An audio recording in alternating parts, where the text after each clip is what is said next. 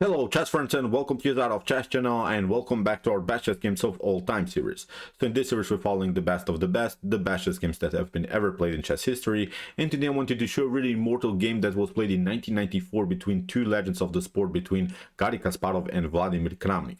Of course we wanted to cover Garry Kasparov game today because it's Garry Kasparov's birthday, so first of all let's congratulate him. He's 59 years old now. Happy birthday Garry Kasparov, we wish you all of the best of course. And it's really great how Garry Kasparov performed back in the 90s. Basically, there are so many great games that I could have covered today. There are so many great games with beautiful queen sacrifices, rook sacrifices, double attacks, decoys, deflections, I don't know, all of these beautiful elements that are possible in chess. Garry Kasparov applied in these games, and I found this beauty, as I said, between Kasparov and Kramnik, in which you witness really immortal queen sacrifice. So as I said, there is really this popular game by Garry Kasparov against Veselin Topalov, and everyone is calling that game Garry Kasparov is immortal, but this is really one of the many immortals that Garry Kasparov really has. Be prepared, this is really a beautiful attacking game. So let's check out now the game. Here Garry opened with the move e4, c5, we have knight to c3, and after move knight to c6 we have now the move knight to e2,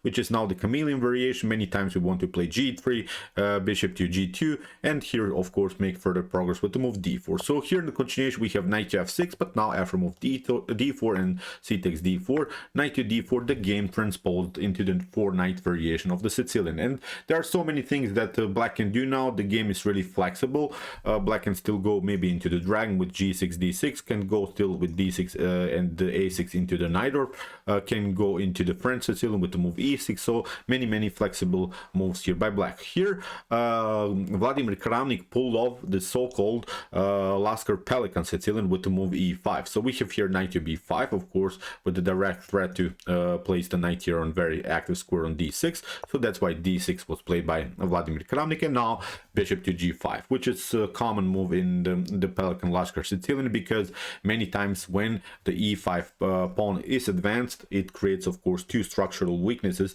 in black's camp, which is of course the d6 backward pawn. This is a huge weakness in the position, but also a weak square that white is many times trying to occupy. And whenever you have a weakness in your opponent's position as a square, sort of, so the d5 square is now a weakness, we're basically getting rid of any defenders of that square. So of course we want to get rid of the knight, which is controlling the d5 square. We want to of course get also somehow get rid of the bishop on c8, which could also be a defender of the d5 square. So as I said, we want to get rid of any defenders of this very important strategical element. So from move bishop to g5 we have now a6. This is also a normal idea, so this is still main theory. We have knight to a3, and now after move b5 of course white is threatened to get a b4 move and get the fork against both of this knight. So we have here knight to d5, bishop to e7, and now a bishop takes f6 here by Garry Kasparov.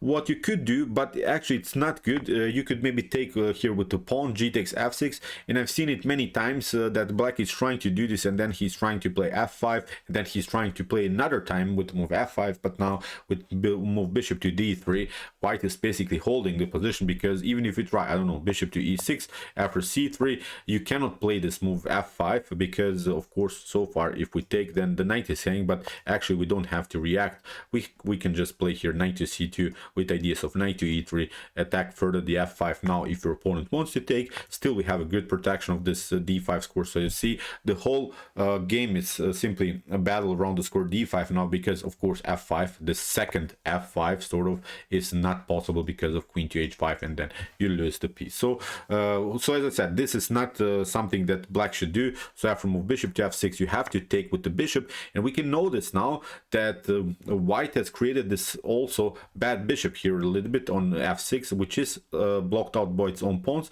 So what you should not do, you should not take out now the bishop on f6, because after queen to f6 you basically gave up your powerful knight for your opponent's bad piece on f6, and now black could take over, could maybe try some bishop to e6 ideas, maybe even castling, then rook to d8 and d5.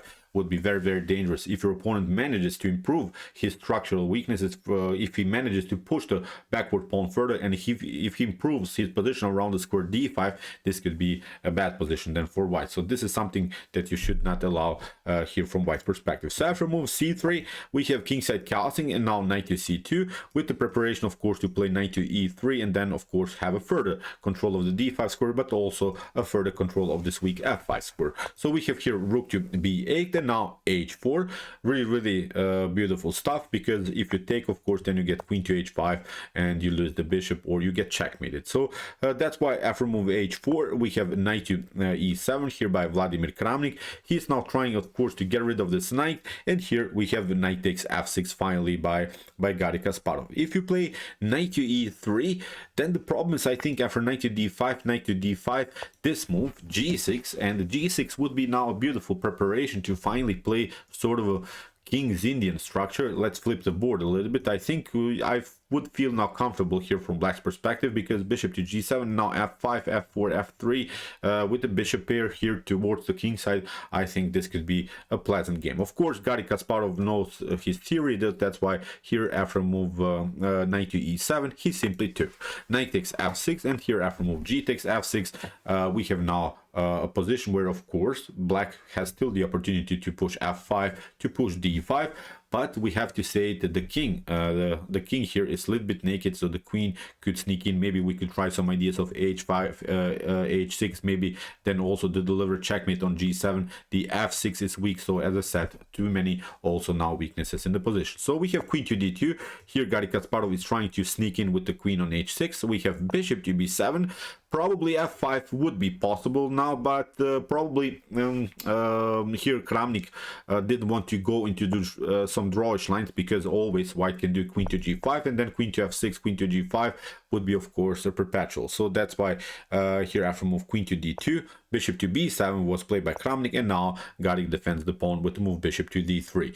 Now black gets what black always wants to gets this d5 move, which is a good move here by Vladimir Kramnik. I think Vladimir played really a beautiful opening series so far. He get out of this mess in a beautiful way, so he's getting now his goal. D5 is now opening the position. So we have here e takes d5, queen to d5. So you see, well, we have here a further attack around the square g2, but queen takes g2 could be very risky. For instance, after queenside castling, then you could also trap the queen, because the queen after move rook to g1 would be trapped, because it's on the same file where already the king is. So that's why you have to be careful. So after move queen to d5, now Garry Kasparov played really a beautiful move, queenside castling. I'm not sure how many of us would consider the move, but actually it's quite a beautiful move, because even if black takes here the pawn on a2, black can never create a new check on a1, so it's not something that I think bothers now white in the continuation of the game.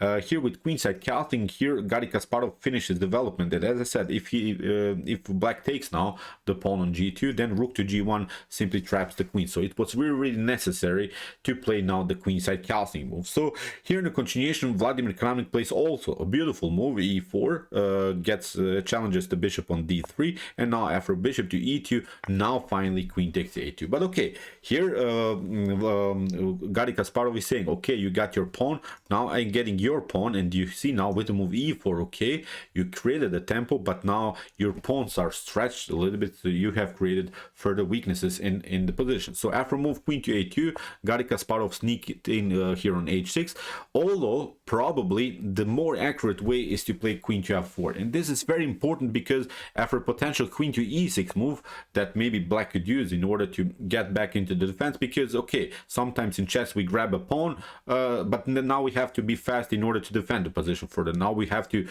get with our pieces back, but now after queen to e6, of course, rook to d6 would be a beautiful opportunity, and now this rook would come in a beautiful way into the game. So for instance, if you try here after move queen to f4 and knight to g6, then queen to f6, and still this knight can be kicked away by this annoying pawn on h4. So as I said, it was maybe this continuation would have been better, of course, for Garry Kasparov, but he played queen to h6 still with opportunities to attack the f6 further. So here in the continuation, we have queen to e6, knight to d4, attacking the knight. We have queen to b6, and now rook to h3. This is now the stunning rook lift. Whenever I I see Garry Kasparov playing a rook lift, I know that something special is going to happen. It's almost like I'm watching the Stockfish games that I always like to cover on my YouTube chess channel. When we see some rook lifts, then of course we can expect some really wild stuff. So here after move rook to h3, we have a rook to h8, and now bishop to g4, trying to get the bishop or the knight on f5. If the bishop comes on f5 or the knight, it doesn't matter. Both of these pieces are very dangerous, because here with the move bishop to f5, we're threatening checkmate on h7.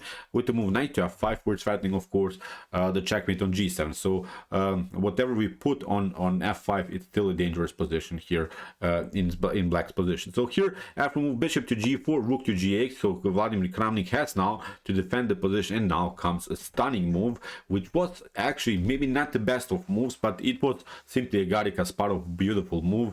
It was the move knight to e6, and this was really a brutal tactical shot, and there is not so much that you can do, because what we have to notice is, of course, that this move is cutting off the connection between the queen and this very important pawn that we want to take.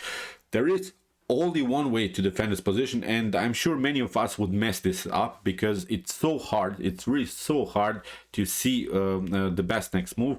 The move that you have to play in order to defend yourself here, instead of this move that Vladimir Kramnik played, rook to g6, and now after queen to f4, here Vladimir Kramnik has again the opportunity to play a defensive move, but he missed his tactic, because he played now the move rook to e8. In order to defend this position, you have to play bishop to d5.